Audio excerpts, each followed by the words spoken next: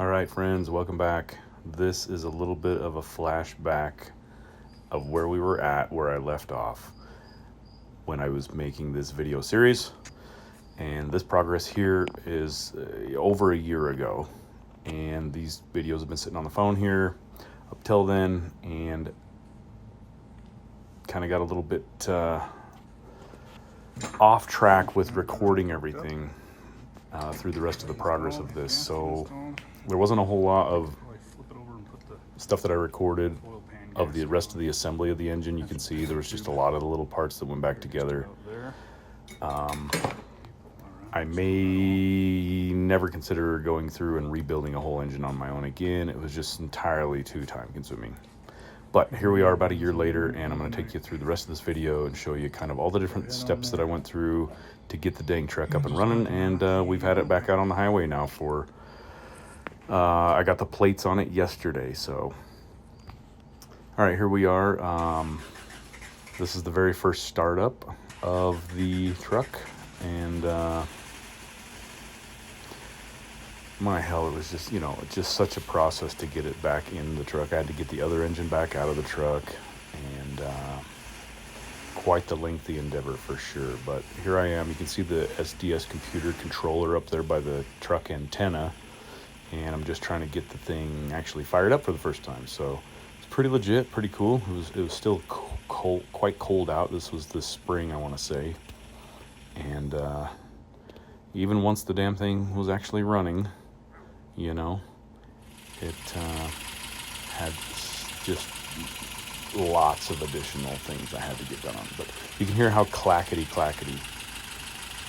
the valves are there. Well, one thing I would advise is I didn't even check the valve lash, valve adjustments. I just stuck the damn thing on, assumed that the factory that built it would have done that, but that was a dumb assumption. So for the next, through the rest of the process here, until I reached the point where I did adjust the valves, they just ran clackety. They were so far out. So even though, you're going to need to adjust them, I would highly encourage to check them and get them pretty close, even cold. Perhaps leave yourself a little gap. But anyways, here we are. I'm going to quit voiceover and let the video speak for itself. Oh yeah, what a joy. Here we are, scraping away. Would have been a heck of a lot easier back if I had installed this the first time. When it was on the engine stand, and it was all clean as a whistle. Nope, it's fine, Let's just scrape all this shit off. Brand new engine rebuild.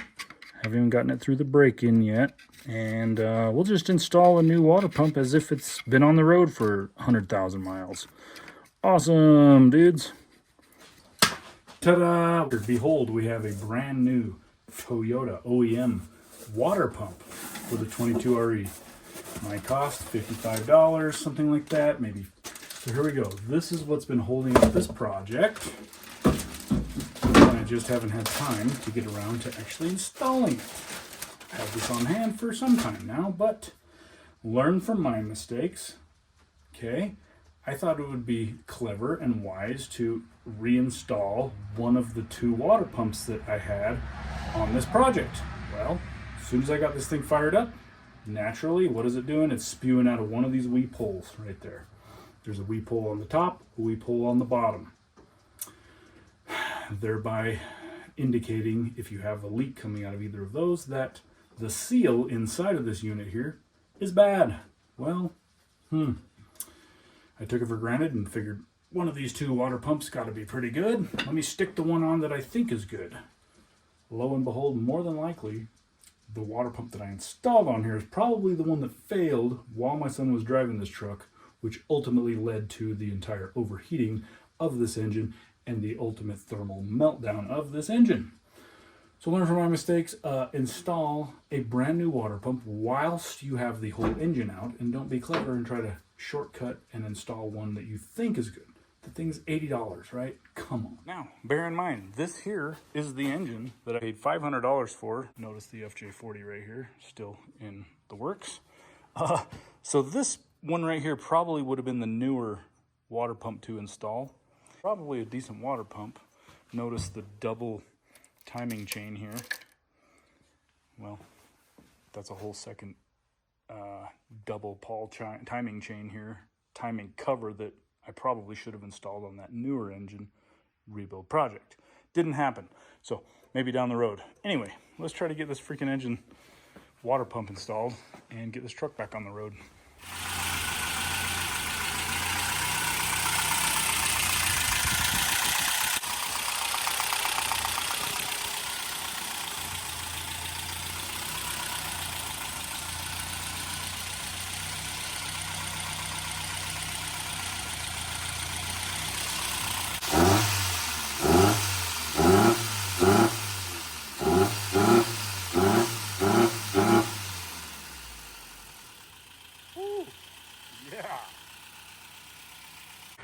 What's up, Ollie dog? Oh yeah.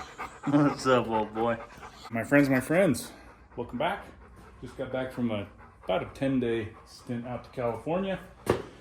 And before I left, I ordered this nice little unit here. Champion Cooling Systems radiators. So, first look, it's looking pretty nice.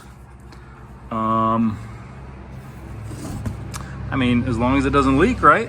This thing is pretty impressive. It's gonna look nice in the mini truck here. It's got the fittings that came with it to install there, the brass fittings for the radiator cooler, because this is an automatic transmission. I don't know if they make them individually without those. In case you had a manual, you might just have to buy the one and only type they make. But yeah, pretty dang stout, pretty impressed. Not a bad price at all. So hopefully she fits up real nice and the fan shroud goes on and we can finally get this damn 22 RE project finished and we can start tuning up this engine. So pretty psyched about that. Stay tuned. Tomorrow my daughter's gonna come over here and help me install that thing. And hopefully we'll be underway soon. So it's kind of funny. I probably shouldn't take the time to tell the story, but I'm going to anyway. This 22RE engine project, good hell. After putting it all together, came to realize that the water pump leaked, and so had to deal with an entire snafu on that. Taking the damn front belts apart, the radiator apart, all that. That was the second time, because the first time I realized that the main pulley that I installed wasn't the one that had the magnetic pickups drilled into it. So that was the first time this thing had to come apart. Then the second time was, once we had it running, the water pump leaked. Okay, cool, pull it all apart again, swap out the water pump for an actual OEM Toyota water pump. So that thing went in. Then take it for a couple miles down the road. Sure as shit, it's steaming out of the radiator. So I'm hoping to finalize this project here with new replacement radiator, new hoses, and a new water pump, and we can finally be wrapping up this project, because this poor little Toyota needs to see some action and needs to get out on the trail. So stay tuned.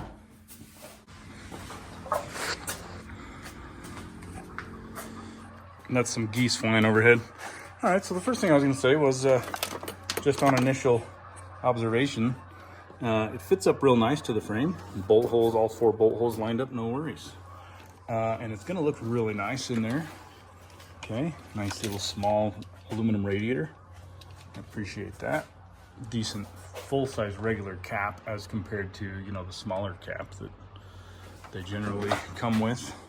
The Toyotas, much smaller cap.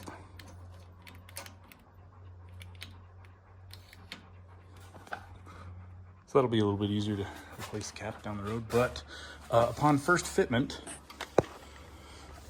this upper tube is kind of interfering with that a little bit, maybe. So I may have to, I think it's interfering with the drain cock here. Okay, so the bolts are not quite lining up on that, but that's not a big deal. It's not a big deal. I'm assuming we're going to have to just trim out that fan shroud a little bit, the factory fan shroud. Now the other side, however, okay, I'm a good inch off of alignment because that is definitely interfering with the outlet tube down there. So I'm thinking we'll have to just custom fit that. Not a big problem. Most of the guys that are probably installing this are switching over to an electric fan, but you know, I don't see a need to do that just yet on this particular project, so why do that? It's kind of hard to beat the reliability of a OEM original fan. And you know, hats off to the Toyota engineers for building that fan shroud in such a way that they cut out the bottom so you can actually remove the shroud around the fan. That's some of that glorious Toyota engineering that we all come to love. Now, lastly, I suppose the reason I went with an replacement radiator is because the original radiator here, I took it into a shop here in Salt Lake City. I live about an hour north of Salt Lake, so it's not that hard for me to get into Salt Lake, but took this thing into one of the more reputable radiator shops in town, and it's like a pretty big industrial radiator shop, pretty big place. They've got lots of big things going on. And what they would have done is they would have potentially replaced all of the core here. When I first dropped it off at them, they looked at it and they could see that it was kind of potentially a little bit rotten here in the core. And then we kind of flaked our fingers across the ribs there, and it's all pretty much very weakened and stuff, okay? And so I left it with them for just a couple days, and we were kind of hoping that they were going to be able to potentially salvage the tanks, is what they call the upper and the lower, and then re-core it. Well, that's probably going to be a little bit more involved than what they thought, and he offered me a replacement for about $480. So I think it was A1 Radiator. Seemed like a really reputable shop. If you're going to build some sort of a hot rod or something and want like maybe some of the best radiator engineering you can get, I mean, it was seriously an established shop.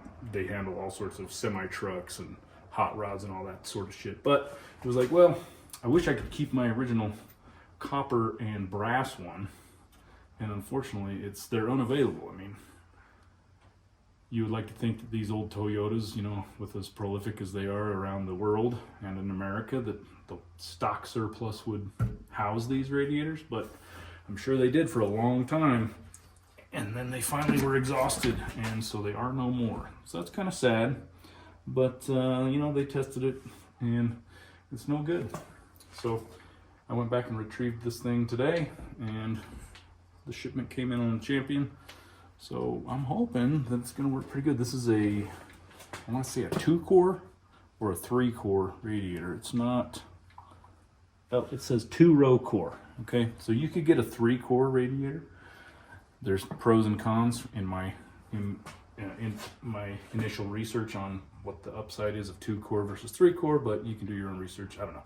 There's a fair bit of volume of coolant in this radiator with just it being less cores. So anyway, that was kind of the story on why I chose to buy this, which I found through several of the forums, researching, reading up on other people's opinions on it, and I think there was even a YouTube video of a guy. He's got that YouTube channel with that totally dialed, rebuilt 22R or 22RE. Beautiful Toyota. I think it's a 2-wheel drive pickup truck, but he made a pretty good review on this radiator, and so that combined with a bunch of other people's comments, I thought I'd give it a shot. I have a aluminum radiator in the FJ40 over here, but I do think I got it off of eBay, almost 20 years ago, and it worked pretty good. So not too anxious or apprehensive of getting aluminum radiators. And what's the worst they can do? They're going to leak, right? Well, get it under warranty, get it repaired, get it replaced for $240, maybe $260, something like that. Half the cost. Pretty freaking solid option. I think they're made here in the USA. Don't quote me on that, but compared to a lot of the eBay options, which I don't love to buy shit off of eBay, you know, but you know, even all the main stores and Toyota locally, there's just no options. So that's why we ended up with this, and we're gonna hang this on the wall or something. That was Levi's idea. We'll hang on to it for nostalgic purposes. So right over here it goes for the time being. Anyway, stay tuned. I'm excited. There you go. All Pro EC 945 two-row core economy series. This here is a 1986 Toyota pickup 22RE. Of course, they definitely advise that you use distilled water, which I will admit that until recent times, I've not been a big stickler for distilled water, but you can be sure that after I spend this much money and time rebuilding an engine, the radiator gets distilled water. Boom, like I said. All right, finally, new radiator installed. Just letting it come up to operating temperature. Got good 50 PSI, 55 PSI even at idle. And we're just waiting for the temperature to come up. Currently at 93 degrees engine temperature.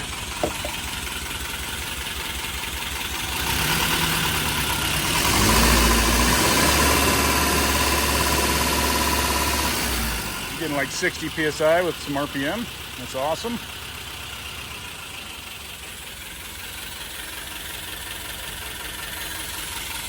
All right.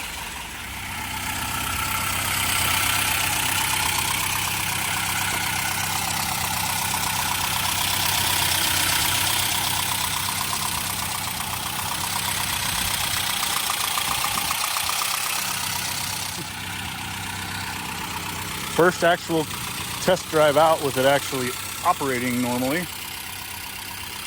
So now we can begin the valve adjustment and tuning the new computer, ignition and fuel injection computer, and tidying a whole lot of things up. But I'd call this her actual maiden voyage. We're gonna head on down and get some gas. What a mess, friends. Look at that awesome oil pressure though.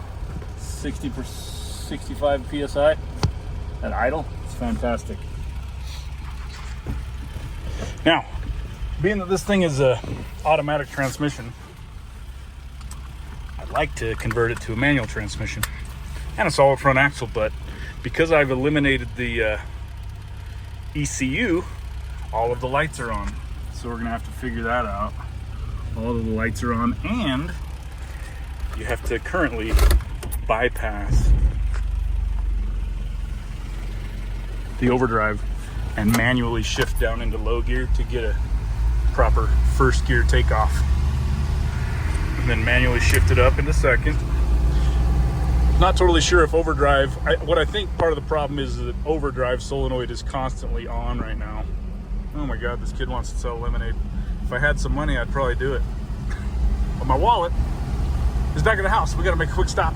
But so I think that the overdrive is actually constantly actuated, which is why it's gonna struggle even more to take off in low gear.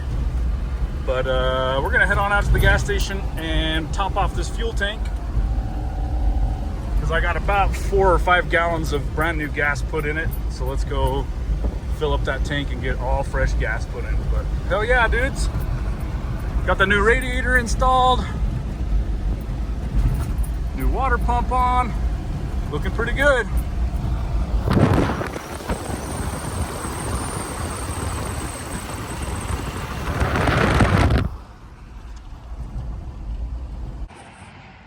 All right, gang. fun update to the never-ending saga that is this Toyota mini truck 22RE rebuild. All right, so turns out on the first couple runs, this front cylinder was not getting hot. It was not firing off, as indicated by my thermal tester. So all three of the other cylinders were working just fine. This one was not firing off. So a bunch of troubleshooting came to the determination that one of my yellow injectors was stuck. So pulled it out, tried to clean it, tried to get it working. Could not get it working at all. Each one of these had been kind of gone through before. So I resorted to putting one of the old injectors in. Turns out the old injectors are a low impedance, whereas these newer ones that came with that engine I had bought are high impedance. So got on the phone with SDS Ignition and LC Engineering and the boys and tracked down a proper set of OS injectors.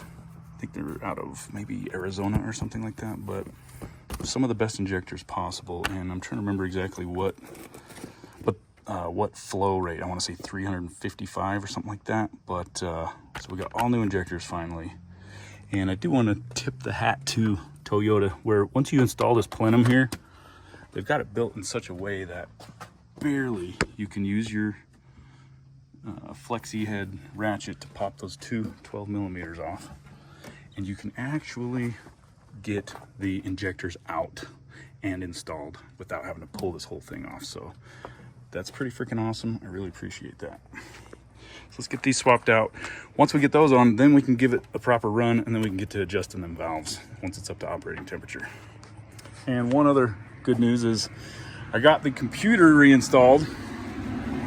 So we are now running both computers. So the original computer is hooked up, and all of the wiring for the transmission and whatnot are reattached. So it seems to be shifting a bit more normal now. So that's a major improvement. If you were going to install one of these types of ignition systems, you know, removing your distributor and running on a electronic ignition as well as the fuel injection computer, the SDS computer, I would not recommend doing it on an automatic transmission. Probably should be reserved for a manual transmission setup. But we're getting there. We're getting there, friends. Stay tuned. The nice thing is when you buy these, they do come with all the O-rings and seats necessary. And they also grind down that face right there from that notch to make sure it fits. Now, these are the flow. So that's what it says right there. 350 cc high impedance. That's what 13 ohms means. The other low impedance ones are more like 3 to 4, or maybe 5 ohms of resistance, of impedance. So here's all the rest of the specs on it. I don't know. And yeah, this is what it cost. So yeah, this is what it cost. It was $301 for those 4 units there. Well, my friends, I'm pretty much going to wrap up this video series with this video here. Got the valves all adjusted earlier today. Runs a heck of a lot better, a heck of a lot less. There's almost no valve clatter at all. Those things were way out of adjustment. I should have given them a quick check before I fired it up, but I assumed that they would have adjusted them before they shipped, and that was a dumb assumption. They did not.